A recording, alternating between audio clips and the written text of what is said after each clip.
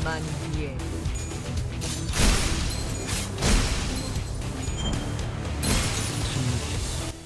Hi, it's me, and welcome to this overview and guide on how to use the 7 Association Identities in Limbus Company. The Limbus Company 7 Association IDs all share two things among them. They all inflict rupture and some type of fragility, and they all have some way of manipulating power during clashes. As a result, they tend to trend towards the bulky side, but they also trend towards being some of the fastest IDs in the game, making them all fantastic clashers.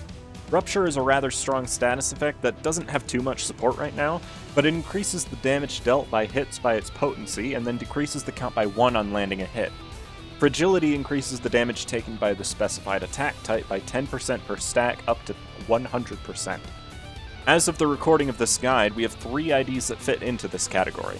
7 Association South Section 6 Yi Sang, 7 Association South Section 6 Ryoshu, and 7 Association South Section 6 Director Otis.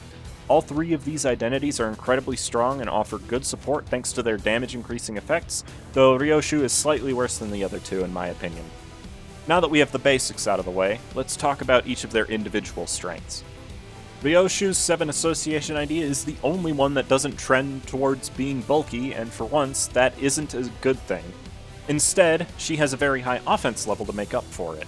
Her first skill doesn't do much, and is mostly valuable for generating sloth resources, and don't get confused, Slash is a blunt attack. Upper Slash is the skill she has that most manipulates clash results.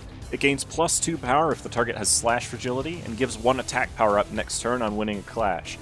4 to 16 is also a solid roll range. The only thing really holding it back is it being single coin. Defense level down also increases allied damage dealt, similar to Rupture and Fragile.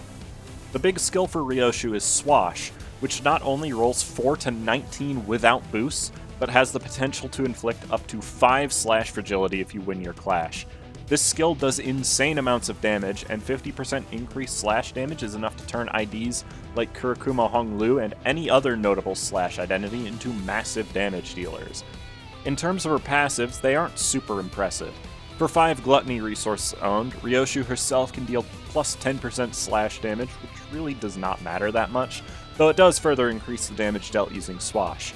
Her support passive allows your team to inflict more Rupture with attacks, which is a surprisingly helpful skill for dealing damage. Yi Sang's 7 Association ID is one of the most consistently good IDs in the entire game, and I believe is in the running for best 2-star ID in the game that isn't Kurikumo Honglu right now. You just wouldn't get to see that because he's currently competing with a different Yi Sang identity in almost every aspect. His first skill is almost exactly the same as Ryoshu's first skill, with the most significant difference being the fact that it's Gloom. Gloom is always a very important resource to generate, so I'd say this one is a bit better in that regard. His second skill, Riposte, has an absolutely abysmal roll range of 5 to 9, but it really isn't as bad as it seems. The fact that the paralysis and fragile that it inflicts happen next turn instead of this turn is actually a big bonus, though his speed would allow you to take advantage of this during the current turn if it had been made that way. The main reason this skill isn't absolute dog water is because of his passive, Acute Studies. 4 Gluttony Resonance forces all enemies to roll 2 lower in a clash, and this also means that Gluttony Absolute Resonance has a good chance of further upping the skill's power by 1. As a result, you would effectively have an 8 to 12 roll range after everything is said and done, which is quite respectable. Moulinet is his last skill, and the only skill he has that actually deals a significant amount of damage by itself. You're intended to use this skill on the turn before using a lot of Pierce skills due to inflicting 3 Pierce fragility at maximum. Most teams benefit from this in some way, but usually this helps Yi Sang's damage potential the most. You're going to be playing this as often as possible, so expect it to be compound somewhat later in the fight.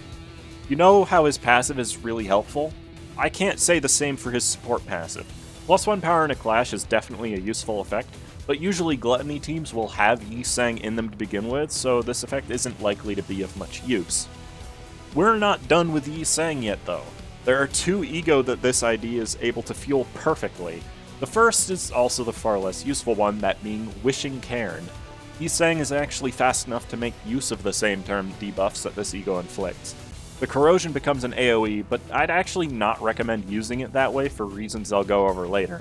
It's To be honest, it's an ego that you'll likely use one time to activate its passive, which helps shore up Yisang's weakness to blunt attacks.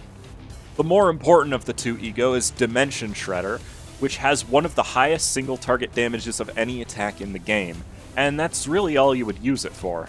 It enables Yisang to inflict Rupture Count, but the attack itself also takes the enemy's Rupture Count away, so it is mostly useful as a damage dive and not much else. It is very easy to use, however.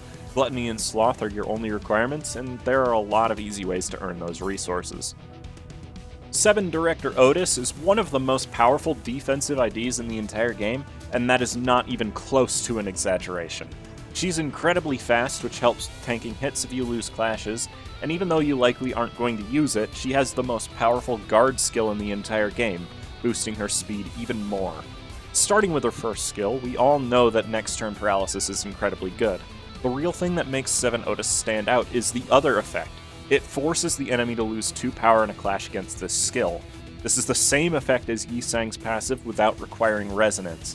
Every single one of her skills has this effect on them, making Otis one of the best characters at winning clashes. Field Command is a powerful slash attack that is Otis's best clashing skill, and it is most noteworthy as being the only skill on any 7 Association ID that inflicts Rupture Count. That being said, it is only 1 count, so it isn't actually useful for increasing the Rupture Count.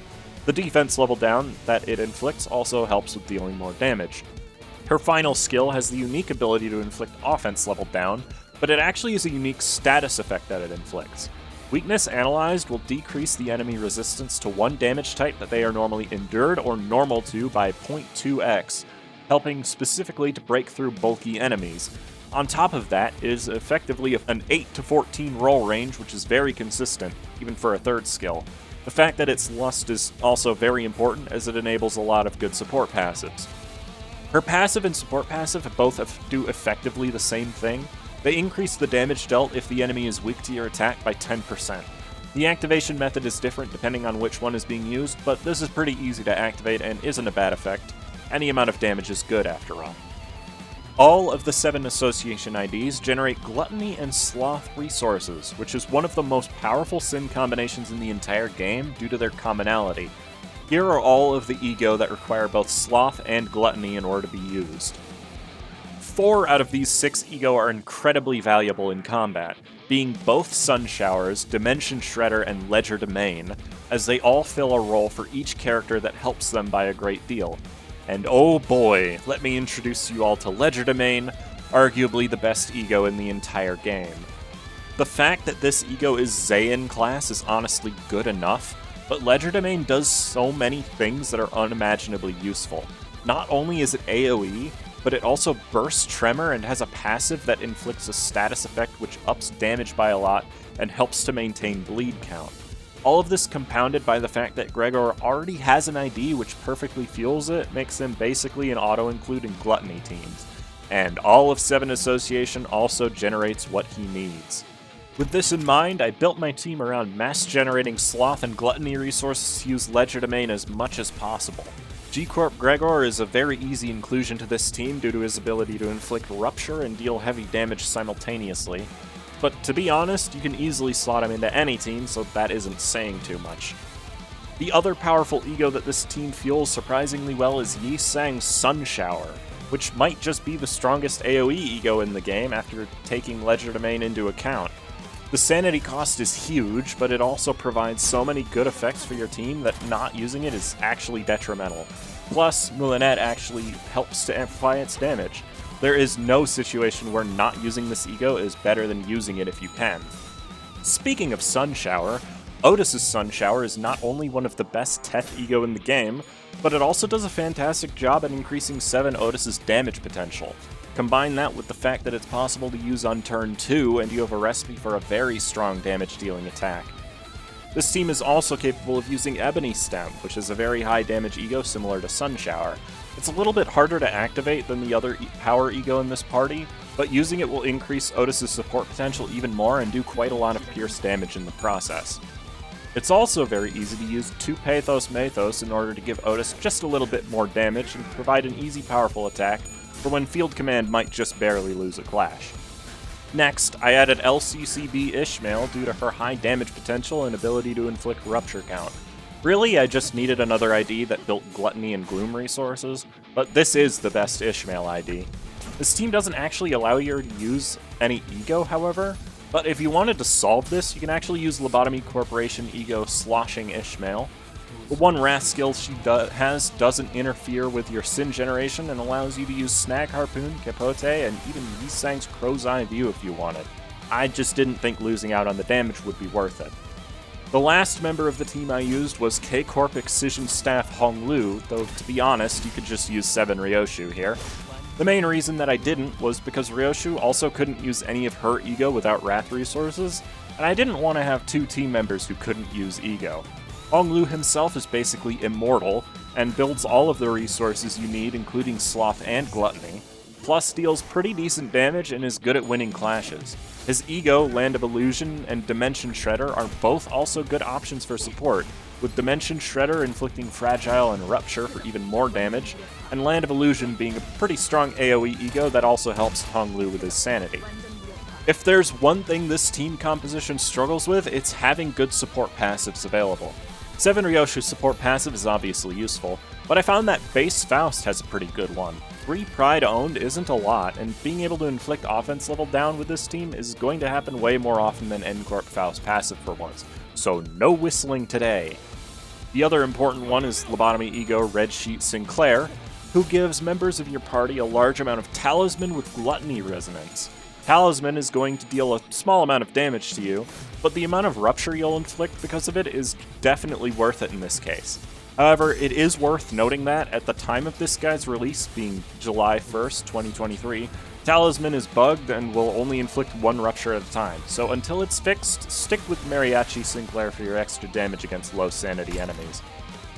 And that's about all I have to say about Limbus Company's 7 Association Identities. I hope you found this little overview helpful and encourage you to play around with these identities. They're some of the strongest ones in the game, and you're probably sitting on one of them, even if you don't realize it. Feel free to comment down below if there's a synergy that you found or a strategy involving them that works well for you. Also consider liking the video and subscribing, as it helps me out a lot. I hope you have a great rest of your day, and I hope to see you back again for the next video. Bye bye!